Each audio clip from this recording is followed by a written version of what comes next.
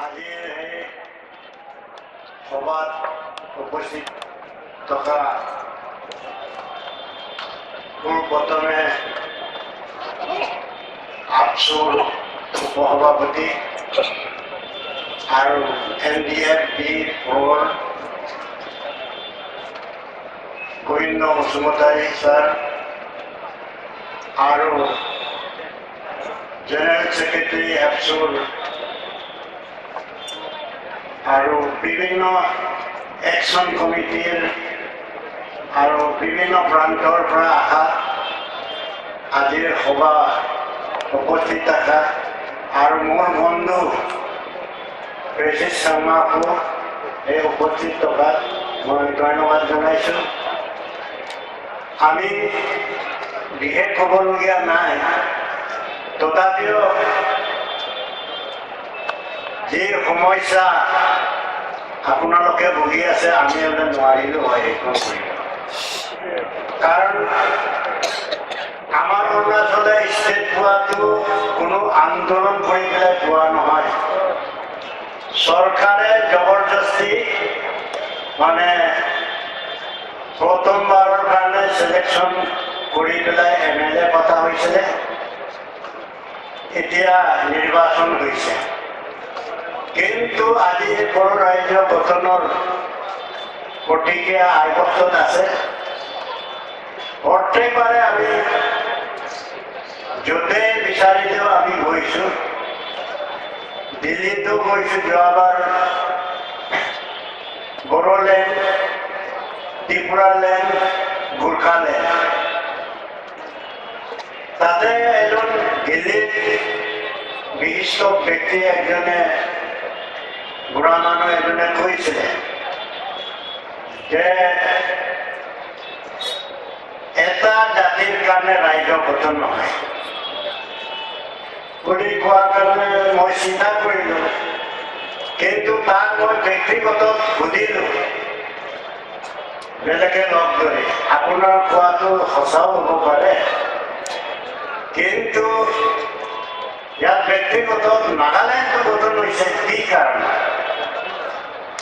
তেতিয়া তেখেতে উত্তৰ দিলে নাগালেণ্ড গঠন কৰাৰ কাৰণ এটা আছে। বোলে কি কাৰণ?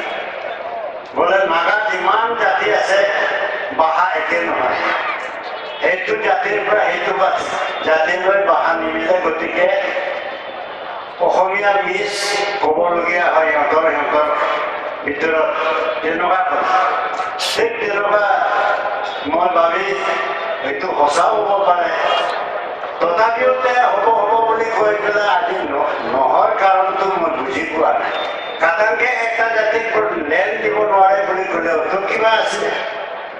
ঠিক আজি হ'ব কালি হ'ব কৈ আন্দোলন কৰি কৰি মানুহবিলাক শেষে হৈ যাব দেখিছে, কথা দেখিছে। কিন্তু আপোনালোকৰ নিচিনা আন্দোলন কৰা অসমত দ্বিতীয় আপোনালোকে। অসমীয়া আগত আছে কিন্তু বড়োসকল ছেকেণ্ড, সঁচাকৈ মানিবলগীয়া। আজি চাওক, আমাৰ সমষ্টিত এটা কথা কৈছোঁ, ইনকুৰচাৰ্জ বুলি কৈছিলে, যিহেতু ৰিজাৰ্ভত মাটি খুলি বহিছিলে। ঠিক তেলৰ টাইমত মই ৰঙাপাৰা পুলিচতে মই ড্ৰাইভাৰ চাকৰি কৰিছোঁ। 1985ত উচিত কৰিবৰ কাৰণে একফালে পাব্লিক, একফালে পুলিচ প্ৰশাসন, ঠিক তেনেকুৱা কৰি থাকোঁতে মইতো ভাবিছিলোঁ আৰু বাচি যাব নোৱাৰিম, ইমান পাব্লিক মাৰিবই। তেতিয়া দিল্লীৰ পৰা ইন্দিৰা গান্ধী চৰকাৰ আছিলে, তৎকালীনত বন্ধ কৰিবলৈ দিলে, তেতিয়াহে আমি ৰক্ষা কৰিছিলোঁ, মাৰপিট নহ'ল। আৰু সেইটো হৈছিল আপোনাৰ এই কি জেগা কয়, সেই দহটুপিৰ পৰা আহি পেলাই। ঠিক তেনেকুৱা তেতিয়াৰ পৰা আন্দোলন কৰি আহিছে। আৰু বিশেষকৈ আমাৰ সমষ্টিৰ ভিতৰুৱা গাঁওসকলে আজিলৈকে পঞ্চায়ত অন্তৰ্ভুক্ত হোৱা নাই। যিমান ৰাজনীতিক মানুহ আহি পেলাই প্ৰলোভ দিয়ে, ভোটটো উঠাই লৈ যায়, কিন্তু শেষত একোৱেই নহয়। আনকি ইলেক্ট্ৰিচিটিটো বাদেই দিয়ক, খোৱা পানী এটাও নাই। এতিয়াও নদীৰ পানীকে খাই আছে মানুহে। সেইকাৰণে মেলেৰিয়া বেছি আমাৰ অঞ্চলত। ঠিক সেইদিনাও কৈলাজুলিত কিবা মিটিং এখনৰ কাৰণে লাইক এটা হাতখনত মোক মাতিলে। মই বোলো আৰু বড়ো মানুহ মাতিলেতো মই যামেই আৰু তেনেকুৱা গ'লো, তাত লাইক এটা উত্তোলন কৰি আহিলোঁ। আৰু ঠিক তেনেকুৱা মোক দুঘাৰমান বুজাবলৈ ক'লে। মই কি বুজালোঁ যে কেন্দ্ৰীয় চৰকাৰৰ পৰাও আহিব, অসম চৰকাৰৰ মুখ্যমন্ত্ৰী আহিব, অৰুণাচলৰ মন্ত্ৰীকটো মই নিমন্ত্ৰণ কৰি দিছোঁ, পত্ৰ যাব এতিয়া, পাৰ্মিশ্যন লৈ দিছোঁ। ঠিক এনেকুৱা বিভিন্ন মন্ত্ৰী থাকোঁতে এই পাব্লিকসকলক মই বুজাই দিছোঁ যে আহিছে ভালে হৈছে। এতিয়া ইলেক্ট্ৰিক কাৰণেতো আপোনালোকে প্ৰব্লেম হ'ব। ইয়াত ইলেক্ট্ৰিক লাইন গৈ আছে, আপোনালোকক নিদিয়া কাৰণটো কি? সেইটো বস্তু প্ৰশ্ন কৰিব। আৰু পঞ্চায়ত অন্তৰ্ভুক্ত নহয় কিয়? তৰুণ গগৈ চৰকাৰ থাকোঁতে আধাত পাতা দিলে, আধাত দিয়া নাই। ঠিক তেনেকুৱা সেইবিলাকতে গুৰুত্ব দি আপত্তি কৰক। ইয়াত জংঘলত কৈলাজুলিত আহিছে, ভালে কথা। যি হ'লেও আপুনি কিবা গঠন হ'লেও গঠন কৰি থাকক, কিন্তু আপোনাৰ যেতিয়া ডিজিটেল ইণ্ডিয়া বনাব, তেতিয়া এক জেগাত খোৱা পানী নাই, ইলেক্ট্ৰিক নাই। আজি মোবাইল কেনেকুৱা চলাব ইলেক্ট্ৰিক নহ'লে? ঠিক তেনেকুৱা মই বুজাই দি আহিছোঁ।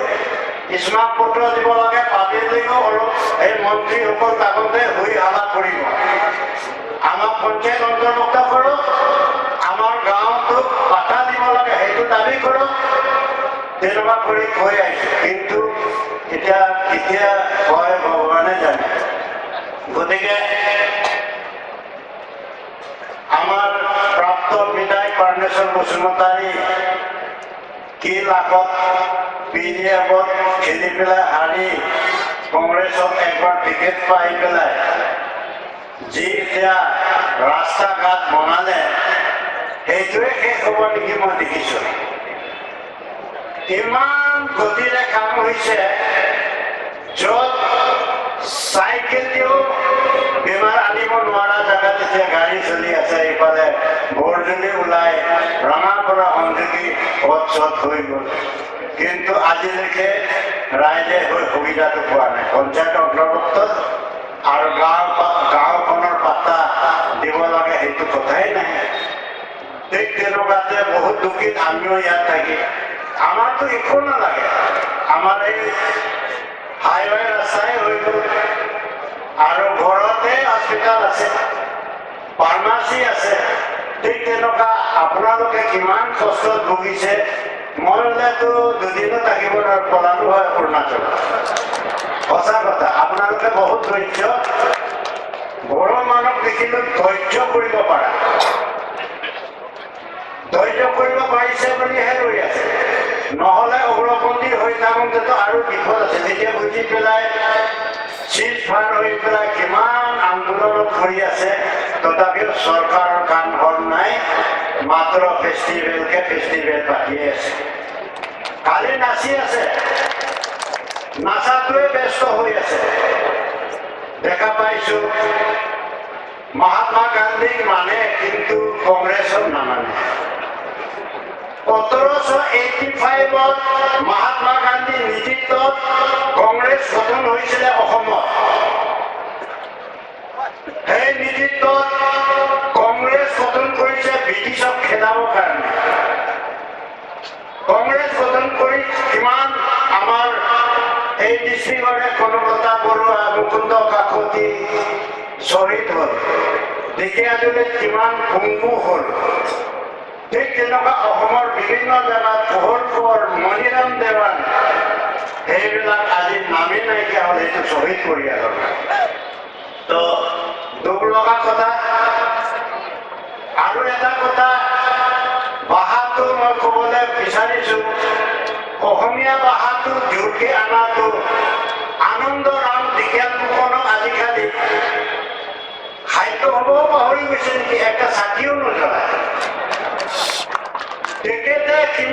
কষ্ট কৰি 1935 চনত বেংগলী ভাষাত ছাপা হাত বহাব বিচাৰিছিলে তেখেতে ব্ৰিটিছক বুজাই যে আখৰটো একে ৰটো একে নহয় বুলি বুজাওঁতেহে ব্ৰিটিছে মানি লৈছে বাঙালী ভাষাটো ৰটোতো সিন্দুৰ বিন্দুৰে দিয়ে ভূত একটা আৰু বটো খাটাটো ৰ হয় ঠিক বুজাওঁতে তেতিয়াহে অসমীয়া ছাপা হাল নলবাৰীত বহাইছিলে এইটো ইতিহাসৰ কথা আজি সাহিত্য হ'ব এইবিলাক ভুল নাই এইটো হ'ল আনন্দৰাম বিজ্ঞান সকলৰ অৱদানৰ কথা গতিকে মই আজি ইমান ৰ'দত আপোনালোকে আছে বেছি বক্তব্য দি পেলাই আমনিও নকৰোঁ গতিকে আমাৰ নিচিসকলে আপোনালোকৰ লগত কেতিয়াও বিৰোধ নকৰোঁ প্ৰত্যেকবাৰ দিল্লী মুম্বাই য'তেই যাব লাগে গৈ আছোঁ